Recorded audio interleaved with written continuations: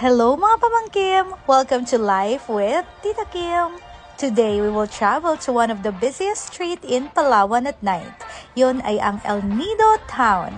But before that, syempre, nag-prepare muna kami ng mga angels para hindi kami magmukhang gusgusin later. May nabili akong malaking panyo. So, yun na ang ginawa kong tube kasi ang mahal ng palondre dito.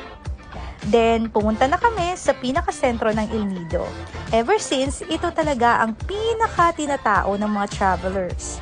Very challenging lang dito ang parking, lalo na kapag bandang hapon, paggabi. Pero kapag mga late night na, makakakita ka ng mga parking sa tabi-tabi. Meron ding mga paid parking available. But kung gusto mong less hassle, motorbike is the key. So, sa aming paglalakad, dito kami nagsimula sa pier at maglalakad kami hanggang sa kabilang dulo at iikot sa town. Peak season ngayon kaya napakarami talagang tao. Actually, parang 80% ng mga tao dito ay foreigners. Sobrang daming travelers. Dikit-dikit at sobrang dami ng mga restaurants and stores na makikita nyo dito along the way. Iba't ibang cuisines. Medyo costly lang ang food pero carry naman. And kami, ang pinupunta talaga namin dito sa town ay itong gelato. This is our all-time favorite. At yan na nga, pagdating namin, ubos agad yung isa nilang branch. So we went on at naglakad-lakad. Safe nga rin pala dito sa El Nido.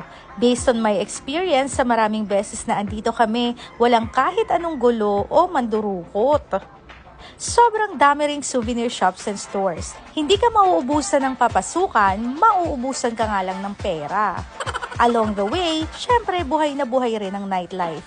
Napagkakasya sa maliit na building at eskinita ang mga bars and resto.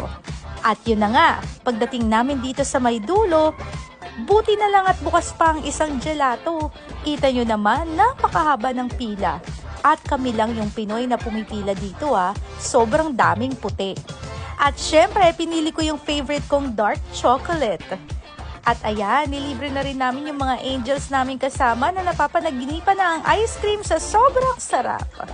Then, we walked and walked hanggang dito sa Karaynan. Matatagpuan ito sa harap ng munisipyo.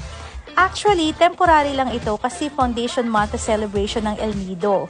Dito, puro ihaw-ihaw ang peg. Seafoods unlimited. Kung gusto nyo ng medyo budget-friendly meals, pwede dito. But since diet kami sa gabi, ayun at mais na lang ang aming binili. O diba, sulit ang paglalakad-lakad sa town ng El Nido.